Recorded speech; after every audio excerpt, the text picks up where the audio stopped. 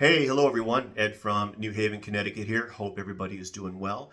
Wanted to put out a vinyl finds video. Been a while since I have done one of these. Actually slowed down buying some records over the past couple of months, but lately, over the past couple of weeks, I've picked that up again. We all know how that goes. So, as usual with the stuff that I have, got a baker's dozen of stuff to show you today. Pretty much $10 or less on all of the used items, but I have a couple of new releases as well that I'm gravitating towards and enjoying. So I figured I would show those first. So first up on the new release side is an artist called Kendra Morris, and this is her LP called Next from this year in 2025. So on the Coal Mine label out of Ohio, I have to thank Alex over at Baron Vinyl for getting me hooked on the Coal Mine label and all the artists that are on that label and the various subsidiaries.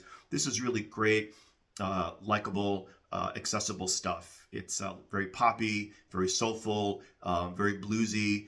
Every genre is pretty much hit on here by Kendra Morris and her band, but all of it is very listenable and really easy on the ears. And I highly recommend you giving her a try if you're not familiar with her or have listened to any of her releases before. What's cool about this is there's a whole board game theme going on here, and on the back, in addition to the track listing, has the rules of how you actually play the game. The Gatefold, no surprise, is the actual board game that you can play if you're so inclined. And it also comes with the insert of pieces of all the band members here and cards to play if you land on a spot on the board where you've got to read a card and do what the card says. And here is the back as well. So very clever packaging for a fun, very accessible record. So Kendra Morris and Next. A couple of the key tracks on here is the opener, In My House, If I Called You, which is a great bluesy number on here, great ripping guitar solo on that. Something in Common closes out the LP on side 2, a beautiful ballad. It's all in all, it's really good. So you're getting the message that I really like this record. So definitely check her out, Kendra Morris with Next. The next new release that I picked up, I have to thank Morten Estad from getting me back into this band, and that is the latest release from Saint Etienne called International. So I've been a big Saint Etienne fan since the mid-90s, have a lot of that early stuff on CD, all that club music, dance stuff, just really great. Just very British sounding, very British pop sounding, swinging London, all that stuff. And then like with a lot of bands, we kind of fall off and we kind of move on and go on to other stuff. But Morten Estad has been collecting their releases on vinyl, and he's been breaking out what he's been getting, and he recently picked this up as well. And yeah, this is classic 90s sounding Saint Etienne. It's supposed to be their last LP. They've kind of gone back to the sound where they claim a fame, so to speak. It's a beautiful record, a lot of fun, very danceable. Here's the gatefold right here. Excellent tracks on here. Nick Hayward from Haircut 100 does a track on here. Vince Clarke does some synth programming and mixes one track on here. This is fun, catchy, danceable, 90s Saint Etienne stuff. So if you know what I'm talking about, you definitely are going to enjoy this record. Here's the gatefold right here. And there's a couple of color variants that this came in. I know Morton's was multicolored. Mine is a solid orange color that you can see right here. So once again, you know, Saint Etienne, it's had me going back and to revisit their catalog and pick up some of their releases on vinyl, which I haven't even listened to yet. So I'm looking forward to grabbing those and revisiting this band and this great catalog. So Saint Etienne with International. Good stuff. Next up, this was a Record Store Day release from a few years back. This is the best of the Color Field. So I'm a big Terry Hall fan, and this pretty much gives you everything you really need from the Color Field. A brief discography in Terry Hall's catalog. Good stuff. All the usual suspects are here. The title track, the Color Field, the name of the band, the song as well, Castles in the Air. Pushing Up Daisies, Hammond Song, some of their funky covers are on here, Can't Get Enough of You Baby. Pretty much all their A-sides and notable B-sides and some LP tracks. Here's the inner that comes with it.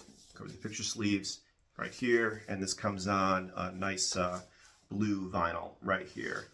So certainly you can pick up some of the individual releases. I think there's a big reissue box set that came out recently, but for me, this one LP right here of the best of fits the bill. So the best of the Color Field, good stuff. Next up is a couple of tribute LPs. The first one is by Steve Earle and the Dukes, and this is an LP called Guy. Double LP set where they cover all tracks written by Guy Clark. And so Guy Clark is somebody who I know, country artist, really prominent, very famous. The only song of his I know is Desperado's Waiting for a Train, right, which tons of people have covered. But this is a beautiful double LP set. Here is the gatefold that you can see. It also comes with a nice insert with a little write-up. There's some Guy Clark right there, and includes some photos of his workshop where he worked and repaired instruments as well. And there is the back.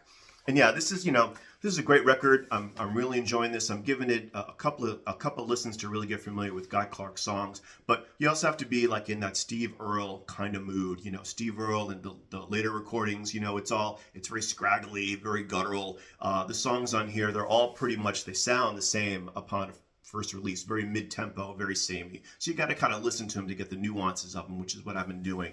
So I do enjoy it. I'll give it a few more listens, but it's probably going to end up gravitating me towards the original Guy Clark LPs. But he's done a few of these, right? He did one of these at Townes Van Zandt, did one with the Sons music as well. But Steve Earle and the Dukes from 2019 with Guy. So there you go. The next tribute LP I was very, very psyched to get, because usually when I see it out there, it's pretty expensive. And this is Jennifer Warren's Famous Blue Raincoat, which is the songs of Leonard Cohen.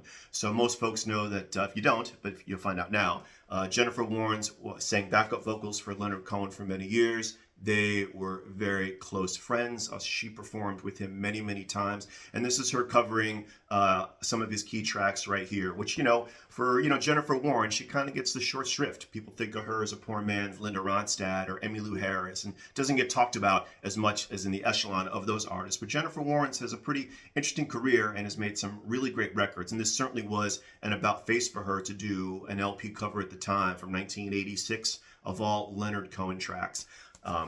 And even on here, some of these Leonard Cohen was kind of a bit of a dry spell, and so this kind of kickstarted his career again in the mid 80s, I believe. First We Take Manhattan is on here, Bird on a Wire is in here, Ain't No Cure for Love, Song for Bernadette. I mean, pretty much standard go-to Leonard Cohen numbers, and she does a great job covering these. And Leonard Cohen does Joan of Arc with her as well. So this is an excellent record, one that tends to be more on the pricey side, pretty much based on Leonard Cohen's name alone, but I was able to get this for a flat $10 in my local record shop in excellent condition. So very, very happy to have this. All right, chronological is the best way for me to do this for what I have left. Let's pick up with Mr. Robert Gordon. I'm a big Robert Gordon fan. This is Rockabilly Boogie from 1978. Small catalog, all his stuff is cheap. High level, he did all that 50s retro stuff in the late 70s, early 80s when it was in vogue. And in essence, I listened to this, and it's something the Stray Cats pretty much studied like a thesis. And they're the ones that got famous and got the big bucks off of, the Rockabilly revival. But Robert Gordon tends to get overlooked with that. He was doing pretty much just the same amount of quality of stuff. Originals in that vein, and covers as well. Any Robert Gordon you see out there, I highly recommend you picking up. A lot of cool stuff, fun rockabilly, short records, good. Robert Gordon right here. Next up, I was happy to get this, their Soul LP, and this is the Bluebells with Sisters, right? So I just have a couple of their EPs, and this record actually really surprised me because, I figured it's very, very Smiths-like, of course. Every band wanted to be the Smiths at that time, and the Bluebells were no exception. And the first side is your typical, love song stuff. I Know Kath, and I'm Falling, and Everybody's Somebody's Fool. But side two takes a totally different stance. It becomes very aggressive and political. I mean, you go from song titles of Will She Always Be Waiting, and I'm Falling, and Everybody's Somebody's Fool, to, Syracuse University, and The Patriots Game, and South Atlantic Way. In short, the second side is much more strident and much more, lyrically much more political. So a different tone from the first side, which is more little love songs type of thing. Anyway, their only LP, The Bluebells and Sisters, got this on the cheap at a little Record Riot pop-up that came my way. Promo copy, I believe, from 1984, something like that. There we go. Next up, a band that I used to be into back in the day in my college radio DJ days, and I haven't seen any of their stuff in a long time, from Hoboken, New Jersey. That is the Cucumbers. So very cutesy, fun, lightweight pop. This is their debut LP, Who Betrays Me and Other Happier Songs. husband and wife duo of Dina Shaskis and John Freed. I think they're still making music today, off and on. I'd have to look at that. The track they're kind of known for is called My Boyfriend, which isn't on here. They re-recorded it for the second LP that came out after this.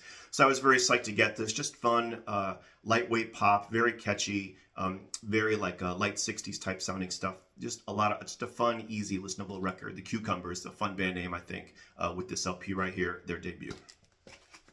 Next up, this is a band that I've been gravitating back towards too. I've had their best of for a million years on CD, so now I'm going back and grabbing their original LPs when I can find them out there, if they're on the cheap, and that is Erasure. So this is Erasure's debut, Wonderland, from 1985, something like that. Ola More was the big hit from this.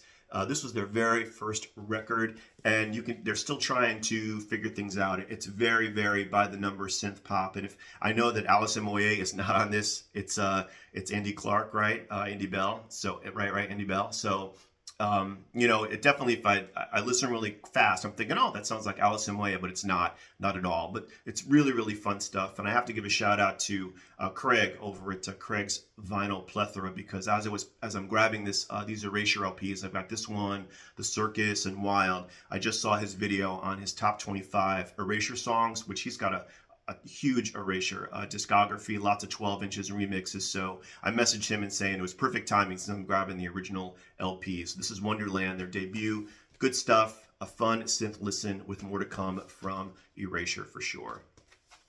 Next up, another band that I haven't given a thought to in many, many years, and that is Hunters and Collectors from Australia. So this is Human Frailty from 1986. So if you're in the mood for like loud, anthemic, Aussie arena rock, this is the go-to band. And I'm pretty sure this LP was huge when it came out in Australia and New Zealand back in the 80s. And that's exactly what this is.